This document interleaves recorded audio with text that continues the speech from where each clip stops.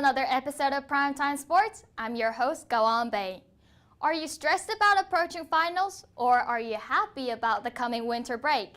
Well, whichever one you are, you made a great decision by tuning in. We have a jam-packed show today. This isn't only finals week for students, but for the football team too. Heading into their final game of the season, they've gone from a 3-win team to a bowl-eligible team. Reporter Justin DeWitt has the details. How do you turn a 3-9 team to a bowl team? Coach Elliott's the answer. We developed 3 basic characteristics that we were looking for in a new head coach. First, we wanted a leader. Secondly, we wanted someone sincerely committed to the academic performance and social development. And third, we wanted someone committed to aggressively recruiting Atlanta and the state of Georgia. I'm incredibly confident we found that person in Sean Elliott. He is a winner. Georgia State's 8-year-old football program is now bowl eligible for the second time in 3 seasons. A new coaching staff, a new system, even a brand new stadium will play a part in this team's success. But what does it really take to be a bowl team? Well, I think believing in themselves. I mean, I think that's something that is very, very easily obtainable if you just believe in yourself and believe in one another and care for one another. And our football team has done that. I think guys that really cherish the time they spend together and practice hard and care for one another can pull out some of those victories, those tough victories. As a 6-year senior, Brian Williams has witnessed more evolution in this program than any other player. I remember we used to have to lift weights at a sports arena, then walk back over here to practice. We actually have our own weight room now. It was times where we had to bring our own chocolate milk after lifting weights. Now we have chocolate milk. We have our own stadium now, so this program is headed in the right direction, and I'm excited for the Panther family in the future years. Georgia State concludes their regular season by hosting Idaho at Georgia State Stadium on Saturday at 2 p.m. 22 Panthers players will be honored in the pregame ceremonies to celebrate their annual senior days. For Primetime Sportz, I'm Justin DeWitt. Thank you, Justin. Also, congratulations to the seniors for their accomplishments. I am now joined by our football analyst, David Shilley. So David, last week you covered the team's loss against Appalachian State. Does this loss affect Georgia State's chances for a good bowl game? Well, fortunately not. That's not really how the way the Sun Belt picks who goes to bowl games, or the bowl committee rather. Let's take a look at some of the bowl games that they can go to, which is actually still all 5. So the Sun Belt qualifies for 5 bowl games. They have the R&L Carriers Bowl in New Orleans. They've got the Raycom Bowl there, the Dollar General Bowl, the AutoNation Cure Bowl, which is actually the bowl game that Georgia State went to a couple years back in 2015, and then the Nova Arizona Bowl. So Georgia State, to me, I feel like the AutoNation Cure Bowl is the best. The way they do it is not by place, but by geography and what they think will be the best matchup. So you see the American Conference there. According to Sports Illustrated right now, Georgia State is projected to go against Middle Tennessee, who is in the American Conference at the AutoNation Cure Bowl, which I think Georgia State would like to go back, exercise some demons from that bowl game from a couple years ago versus San Jose State. Conference USA and the MAC and the Midwestern, I don't think those are really the best matchups necessarily for Georgia State. Maybe the Dollar General Bowl versus the MAC. They might be able to go against like a Ball State or something, maybe Ohio, and that may be a good matchup. But I think the AutoNation Cure Bowl is the best one that they can go to. Okay, so as Justin mentioned earlier, the Panthers take on Idaho this weekend. What do they need to do to win? Well, they've got to get back to the basics. Last week versus Appalachian State, they got completely exposed. They had a guy run for 239 yards on them, which is absolutely terrible. They haven't really had that happen since, I think, the Penn State game. And Georgia State really has to go back to controlling the line of scrimmage on offense and defense. The offensive line for Georgia State had a lot of unnecessary penalties, a lot of holding calls, a lot of illegal man downfield calls, a lot of things that very out of character for Georgia State, very undisciplined for Georgia State. And I think they have to get back to the basics. They got to get back to the fundamentals, and they have to get back to what Georgia State is, which is being a spread offense, spreading a defense out, saying, okay, we've got 4 receivers out there. Penny Hart's here, and then we've got Ifedi here, then Ari Ward's here, then Gentry over there. I mean, they have all these weapons that they can use to spread the defense out and make them wear thin, and they have to get back to that if they want to beat Idaho and then move on and win that bowl game as well. Okay, I mean, the football team had a great season, so I hope they finish it strong with a great win. Absolutely. So since we're on the topic of the end of a season, Georgia State men's soccer team also ended its season under an ambitious captain Nenad Smiljanic. I sat down with the soon graduating Smiljanic to talk about his soccer path. Here's the preview. Once in a lifetime, everyone dreams of becoming a superstar, whether that's an artist, celebrity, or even an athlete. Wanted me to make that dream into reality. Captain of Georgia State men's soccer team, Nenad Smiljanic, dreamed of becoming a professional footballer since young age. From a young age, that's something that's been in my heart. You can watch the full video on our YouTube channel. When sports and Christmas meet, it becomes even better. Premier League team Tottenham Hotspur Supporters Club of Atlanta has partnered up with a toy drive event. Here are the details. It's about that time of the year, Christmas. It's also that time of the week, Premier League weekend. One of the top Premier League team, Tottenham Hotspur Football Club, has supporters all around the world, including Atlanta, Georgia. On every match day, members of Tottenham Hotspur's official supporters club of Atlanta gather to watch the Spurs play at Meehan's, the Irish pub in Atlantic Station. While the members are watching the game, in the corner of the pub is a huge box wrapped as a Christmas present. This box is a toy drive supporting the charity event Toys for Tots. So we like to give things back to the community wherever we can. We try and do different things, through the year to show that. Toys for Tots are just, really one of those things that, it seemed like an obvious choice for us. I mean, it's always good to have charities, different types of charities. For us, important charities are things like, ones that support children, ones that support, the less fortunate. We recently did a Habitat for Humanity build where we had a few people go out and help build a house. We like to do things, for those kind of charities. Through Toys for Tots, Atlanta Spurs looks to give back not only to the community but also to its members, as they will receive a raffle ticket for each toy they donate. Christmas is a time for Boxing Day fixtures for football fans, but it is also a time of giving joy and spreading love. Again, Toys for Tots, especially at this time of year as well, there's a lot of families who maybe aren't as fortunate, who maybe aren't able to give as many toys to their children. The box will be in Meehan's until the 9th of December, so don't forget to stop by, donate toys, as well as enjoy Spurs game and make this Christmas warmer. For Primetime Sportz, I'm Galan Bay.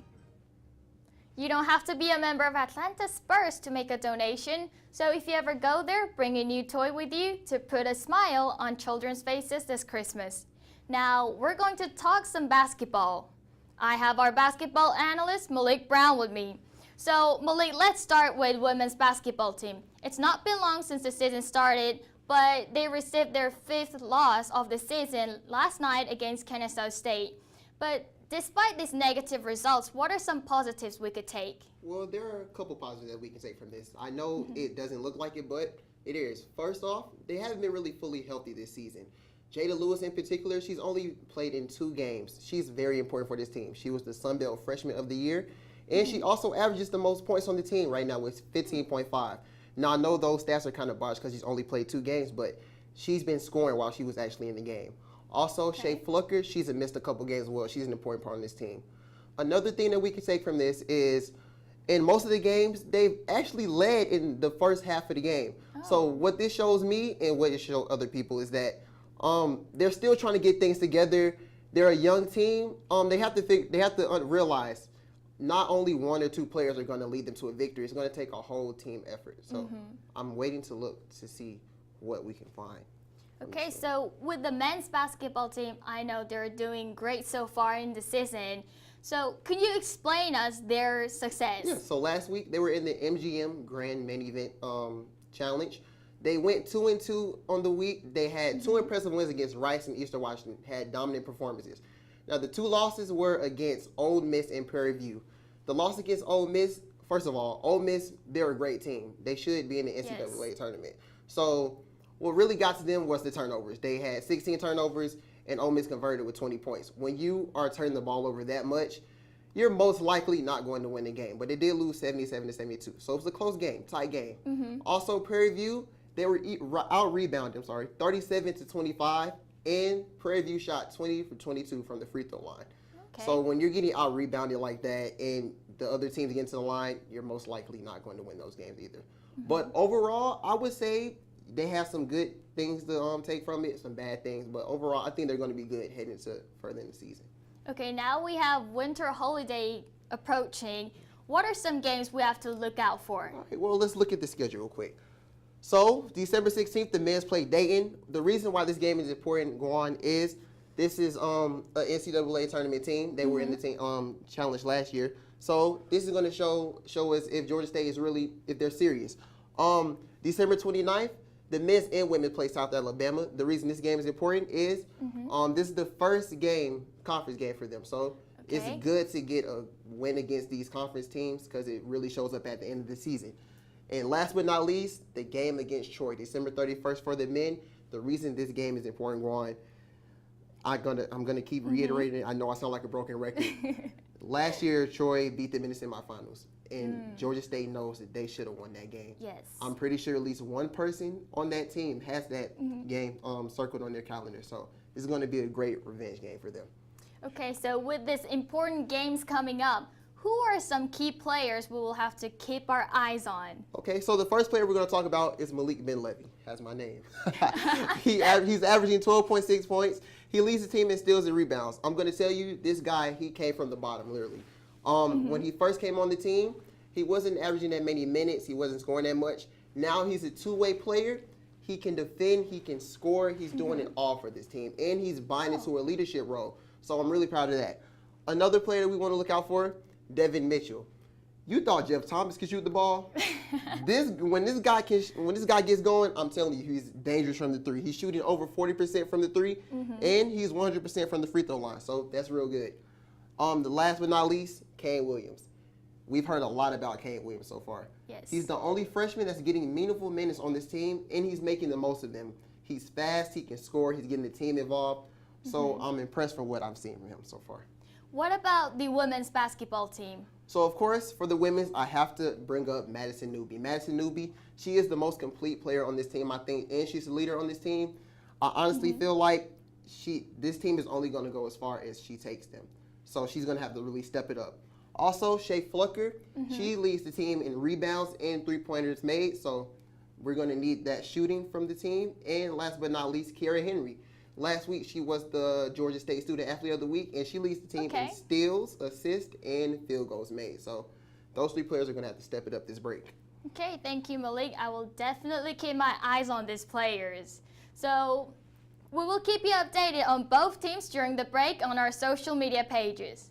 We are this close to Christmas, and people here at Georgia State are pretty excited about the holiday. We asked around and discovered their definitions of Christmas.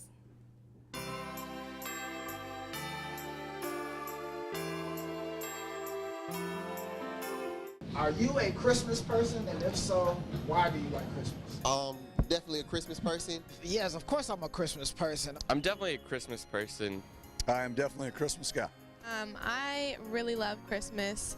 Before, when I was younger, it was really all about the gifts for me, obviously, but 2014, my grandfather passed away, and Christmas was his favorite season, so now it's kind of like a way of really remembering him and thinking about him more times than often, and yeah. That's the time I get to see my family every year. It's good food, see my little cousins. My grandma bakes some great pies, you know. Granny pie is always great. Just the vibe it gives, like, I just love the winter vibe. It's also a great time to see your family, exchange gifts, just see happy faces. That's what I love the most. My favorite Christmas gift of all time was